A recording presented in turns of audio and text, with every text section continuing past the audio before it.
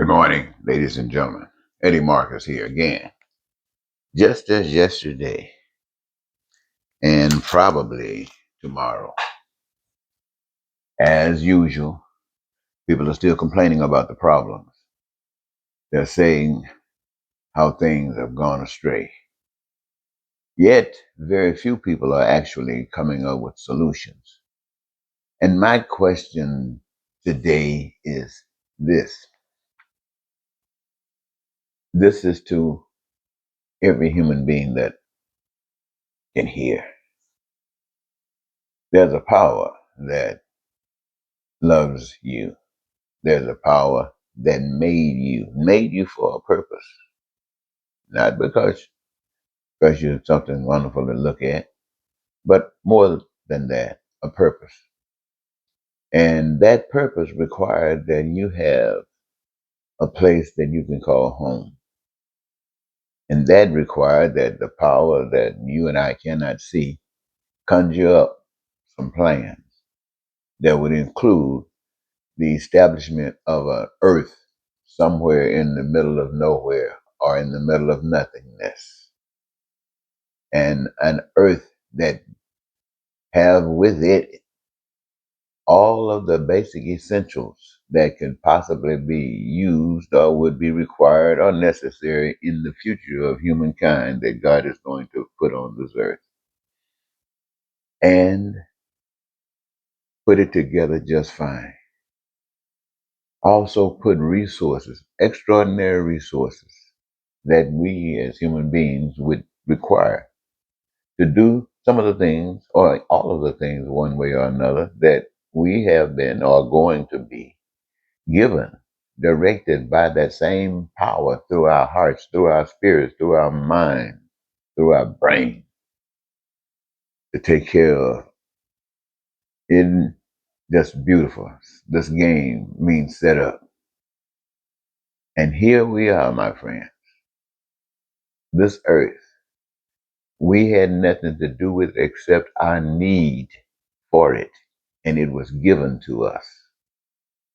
And here we are, my friends, on this earth, here to take care of the business of that power which put us here. And that is basically to do the things that we have been given to do, understanding that sometimes we might, because we do have what we call choice, it might be a little different sometimes. But every time it is different. It's like sticking your head in the fire for the very first time. You learn. At least that is the method. And so we come here, each of us, having something to do, and we identify that which we have come here to do by our love in doing it, our love of engaging in it. And to accomplish that, we receive our first reward, our first blessing, our everlasting blessing called joy. The world can't give it, the world can't take it away. It's from that same power that created the earth. Now we have love and joy. That masterful power. I keep telling you.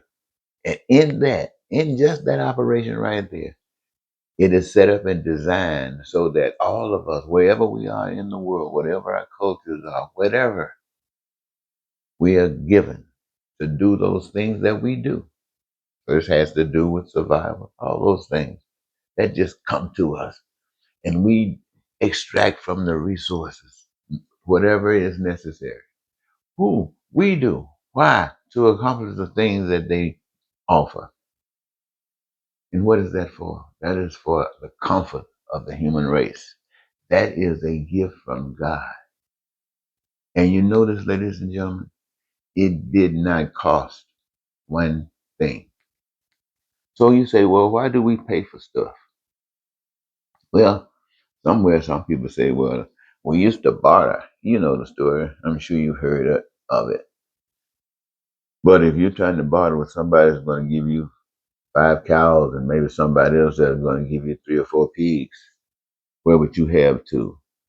And so to have your ownership, have accessibility to these particulars when you desire them, want them, or need it, you go there with some paper or some coin, whatever you call that stuff, and you exchange paper coins, which is easier, much easier to keep in line, to keep in your ownership, even though you do use banks, in your ownership than cows and pigs and chickens. Well, that might seem to make some sense, but wouldn't it make more sense if you didn't require any of that? It's like when you are part of the team. When the team wins, everybody wins. Nobody loses. When the team wins, everybody wins. So when humanity wins, everybody wins. And what does that mean? When humanity is doing the things in the proper way, that it denies pain and suffering to any and everyone, then it's doing it the right way. And by doing it the right way, all of the chickens, all of the pigs, all of the cows, and so on and so forth, belong to all of the people. It's like your refrigerator. When you want some chicken, you go to your refrigerator. Okay, if your refrigerator does not have any chicken in it, you go to where the chickens are kept, where you can access them. Today we call them markets. They'll probably be calling them its equivalent in the future. But it won't mean you going to putting some money out buying some chicken. No, why? Because those chickens belong to you. So you come to get what you need, what you want to put in your refrigerator to take you for a period of time. That's what you're doing. I'm saying to all of you, this is what God has planned for all of you to live your life, to be in peace, to be free, to be prosperous, to be joyous and happy, to live your dreams fulfilled and satisfied. This is what God, that invisible power, has for you. And the only thing it requires for you outside of exercising your love is that you treat others the way you want to be treated, that you do unto others that you want as you want others to do unto you. And obviously, as I've just explained, simply, there's no reason for hating, racism, bigotry. Why? Because you got your love and you got your joy. You already been rewarded. And all of the other stuff is just benefits of it. Every now and then, God will send something new. Say, for instance, the phonograph. They send that through some people. Then we, the people, move on up. God has brought us on up. Then maybe what else? Let's say a computer. All right. Now you get a telephone. Now you get a telephone that's a computer and everything. I mean, they're moving on up. Next thing you know, you got AI to be used as everything in the right way. Moving you, human beings, on up. Why? Because it's God. You can't destroy God. God is the one that's causing all of this manifestation. And we are the instruments where God lives, allowing all of this to happen. And you are experiencing in your life paradise, not in just America, but in Africa, in Asia, in Central, in Northern, in Atlanta. Look, I don't know if there are any other cities that we as human beings don't know about with that kind of freedom, with that kind of life. It is felt across wherever humanity exists. So I'm saying to all of us who are just still talking about Trump, still talking about the mistakes he has made. Yeah, we've all made mistakes, and Trump has made a big mistake, but it's no different than a mistake. Mistakes that we make.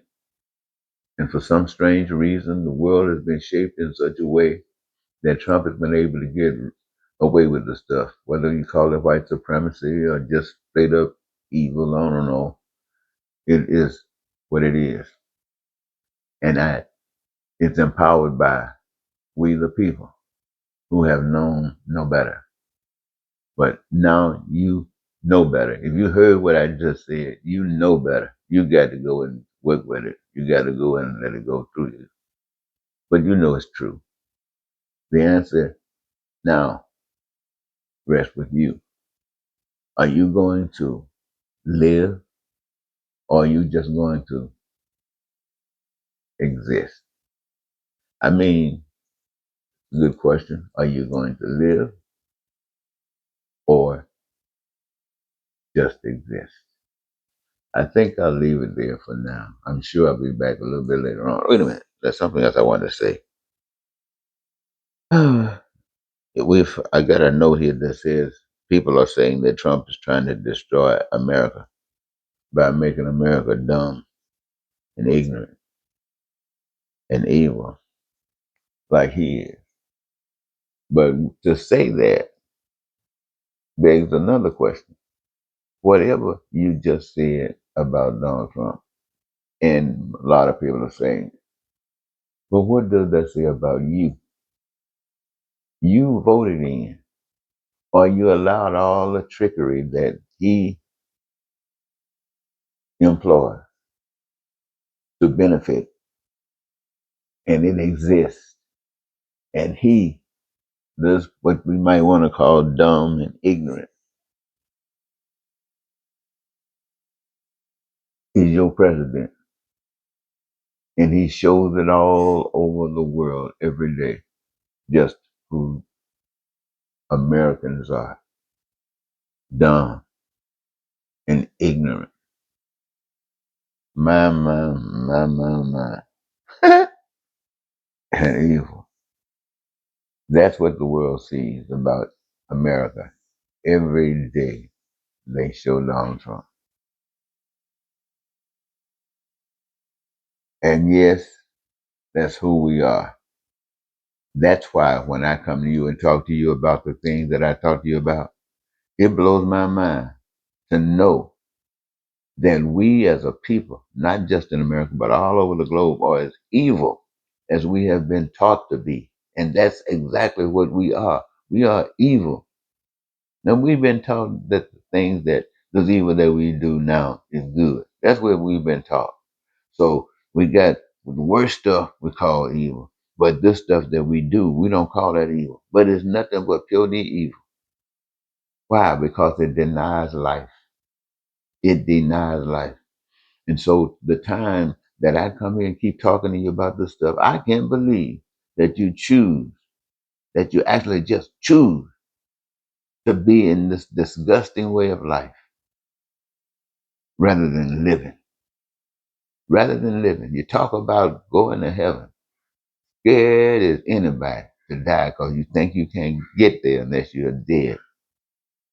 Well, then you think that you wake up and you'll be there. I'm telling you, you don't have to die. You can just wake up today. Wake up and you can see.